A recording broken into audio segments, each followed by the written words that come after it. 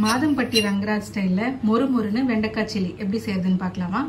பவுல்ல நீள நீளமா அரிஞ்ச வெண்டைக்காய் சேர்த்துக்கலாம். அரிசி மாவு, கடலை மாவு, சோள மாவு 3 ஒரே குவான்டிட்டியில சேர்த்துக்கோங்க. கொஞ்சமா உப்பு, கரம் மசாலா, மல்லித்தூள், காஷ்மீரி மிளகாய் தூள், மஞ்சள் தூள், ஜீரகத்தூள், கொஞ்சமா தண்ணி தெளிச்சு நல்லா பசஞ்சிக்கலாம். நல்லா மிக்ஸ் ஆயிடுச்சு. எண்ணெயில போட்டு பொரிச்சுக்கலாம். நல்லா சூடான எண்ணெயில உதிரி உதிரியா போட்டுக்கலாம்.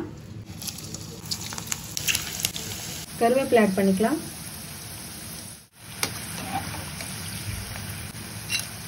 நல்ல மொறு மொறுன்னு வெண்டைக்காய் சில்லி ரெடி ஆயிடுச்சு. வாங்க சர்வ் பண்ணிடலாம்.